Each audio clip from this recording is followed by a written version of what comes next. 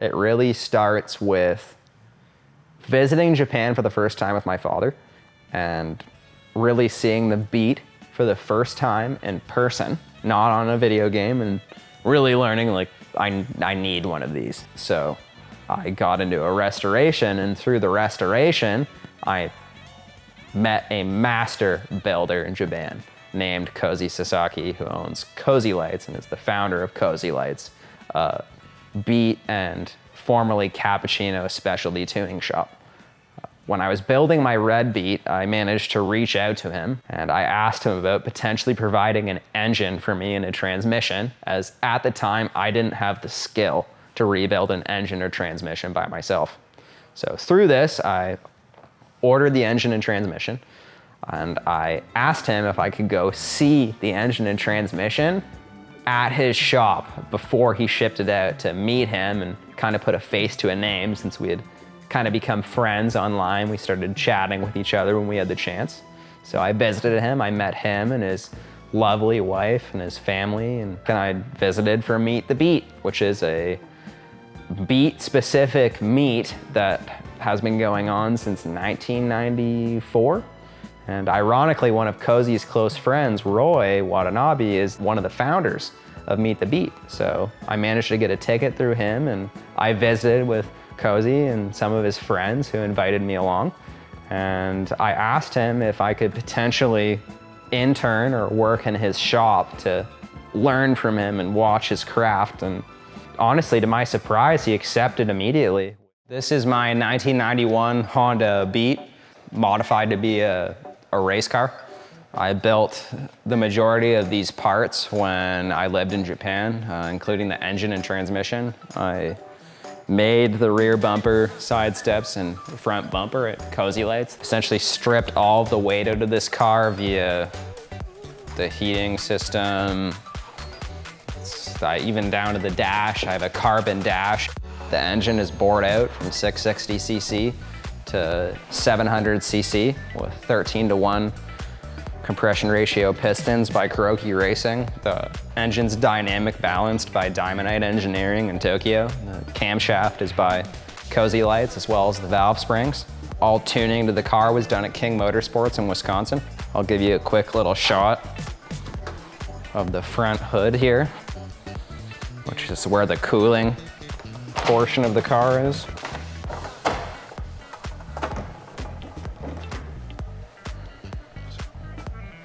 Under here, I've got a custom aluminum radiator by Cozy Lights. I've got a Cusco strut bar and a carbon fiber aero plate to funnel air directly from the bumper and underneath the car. Doors are dry carbon shells with FRP cores. Inside, I have a full roll cage with sidebars. That's a Fanatec R-Lite exhaust. It's probably about 1 of 10 or 1 of 15. Running a sizable amount of front and rear camber and wearing right to the edge of the tire as it should. But overall, a very fun, lightweight track car. Feels like a kart. The stock front caster is almost 8 degrees. Really impressive, the cornering capability of this vehicle. Ever since I was a child, I like to build things and make art and create things. Growing up, I always had a fascination with cars and parking lots and car dealerships and pretty much anything related to things with 4 wheels on them with an engine. I have a 99 Civic Type R. This is the facelift of the car, so it has the facelift bumper and headlights. This car, as you can see, also has Recaros, but in red. Also with a Momo wheel, with a 185 horse V16. Great car, but seriously lacking the final drive the Integra Type R has. With a Type R gearbox swap, I think it really wakes them up. However, this one I'll leave untouched as it only has 10,000 kilometers. Beside it is another low mileage car also, as I spoke about earlier. It's a 98 spec Integra Type R with 11,000 kilometers. It has never seen really any type of moisture. I think it's potentially been wiped with a diaper its entire life. So definitely the condition I like cars in, as you can see from my facility. what's great about all of these vehicles is they're timeless. They're in a period where like really time can go on and they'll always seem not new, but relevant. And I think the late 1980s and 1990s cars, even heading into the early 2000s, are like the peak of that philosophy. Just perfect simplicity and good manufacturing. With cars, I started with USDM, North American spec vehicles.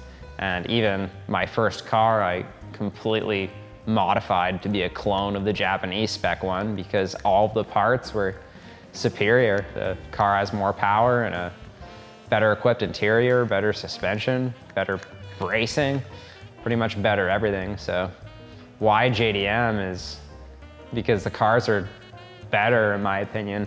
As I've grown older, I've basically learned that right-hand drive Hondas really are the most pure form because they're sold in the home country of where the company was founded.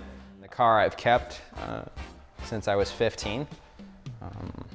I've done essentially everything you can do to the car: full chassis restore, K20A, DC5 Type R transmission, Type R bumpers, headlights, taillights, full Type R interior, including some specific left-hand drive EDM pieces that are finished in red for the, I believe, 30th anniversary edition of the Civic. I have some StopTech brakes on 17x8 plus 45 MF10s with 225/40 R17 Advan Neova 8008Rs. Engine tuning is fairly simple, just bolt-ons. Stock Type R camshafts, Mugen airbox, RRC intake with a 70mm hybrid racing throttle body, and a Mugen exhaust manifold and exhaust. The Mugen exhaust manifold likely being the least common part on this car, especially with the stainless steel catalyzer. The steering wheel is rather unique in this car. I had it custom wrapped by my friend who formerly worked for Bentley and their interior division. So all of that fabric and leather is from, I think whatever their SUV is called, that's all the prototype fabric for the steering wheel, and that little Mugen embroidery was done right in their factory. So really high quality, and I think about the quality of a product Mugen would have offered. So although some may call it fake, it's my unique touch to this vehicle. Factory DC5 Type R Recaros. Of course, a Mugen front lip and wing spoiler. My favorite thing about this car is actually the overall streetability and usability of it.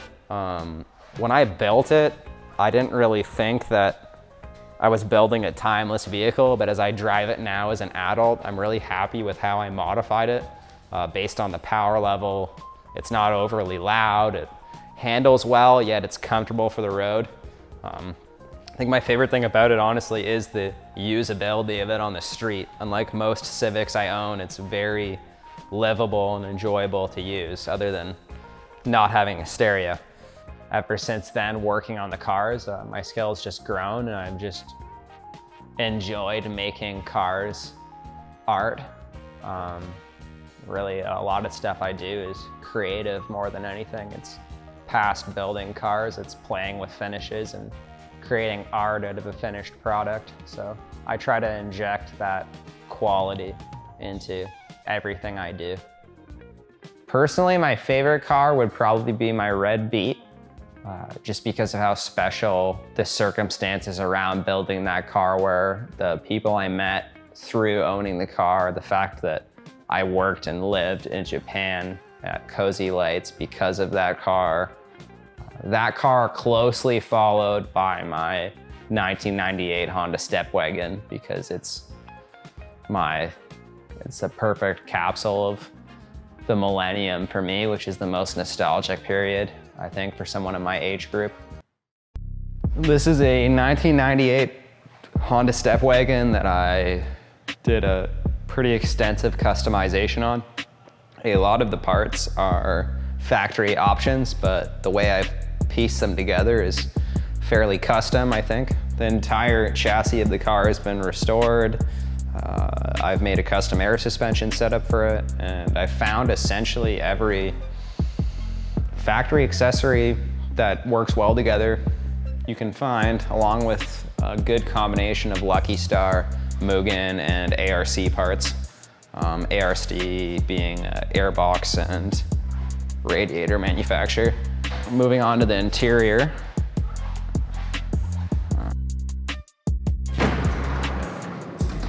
We've got the Honda Access optional lace seat covers, Honda Access lace curtain kit, Honda Access rear table. These floor mats are very unique and took me a long time to find. They are Team Kunimitsu corporate Stepwagon mats. I believe they were used in team transport vehicles, because I can't seem to find any Honda literature on them. Some of the Lucky Star details, these billet door locks, the billet chrome steering wheel, hub, shifter, and hazard and defrost and climate control buttons are all made by Lucky Star, a kind of Yankee style, American themed hot rod aftermarket parts manufacturer that went out of business in about 2006. A couple more details here, sill plates, essentially everything for this car. In the back, I have the Honda Access factory kitchen, cargo net, headrest cushions, even a hat, optional shower, a fishing jacket. Pretty much everything you can think of that they made for this car I have inside the car. The roof raises on this vehicle.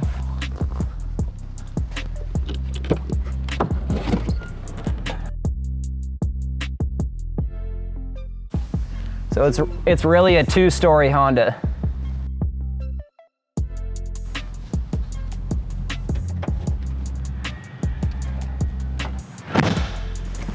Unique part about Stepwagon Field Decks, the model with the tent, is it's one of 1,241. So there's very few of these that the factory made, and I imagine there's a lot fewer that still remain on the road today. Really, the goal of the build was to cultivate the aesthetic of the millennium and really capture the essence of like 1998, 1999, and 2000 in a vehicle.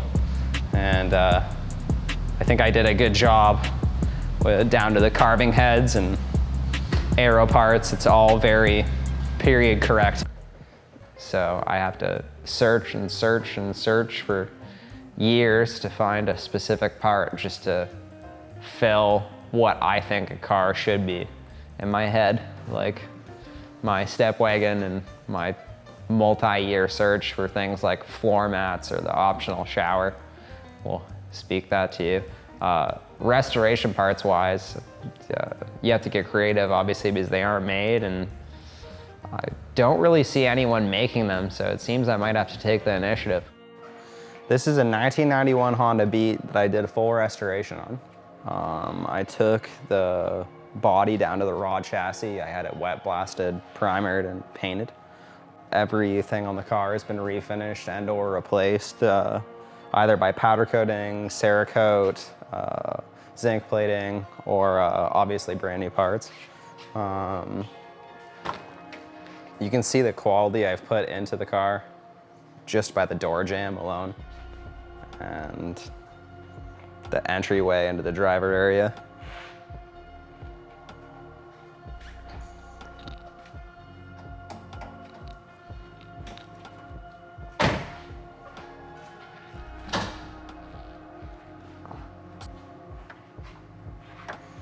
This is under the front hood.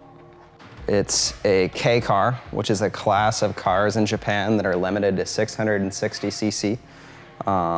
They have 64 PS maximum, and this one achieves that by using ITBs. Earlier on in the door sill, you saw the M-Trek logo, which stands for multi-throttle responsive engine control. Makes basically 100 horsepower per liter in 1991 for a car that's was $11,000 brand new.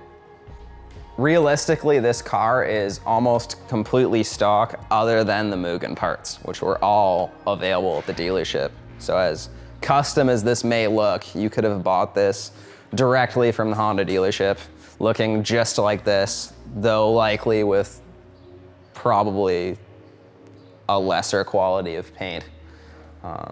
I definitely put some effort into painting this car.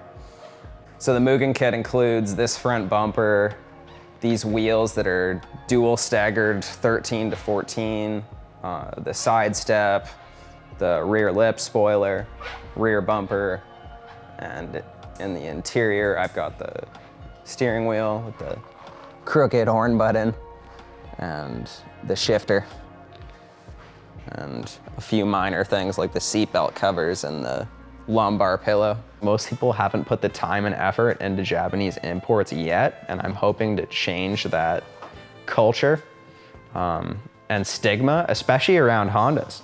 In North America, I find Hondas really have a stigma, and I don't understand it because in my opinion, the brand's a really high quality, well-engineered brand. That's every product works well in the ecosystem, and fantastic company to work with and deal with.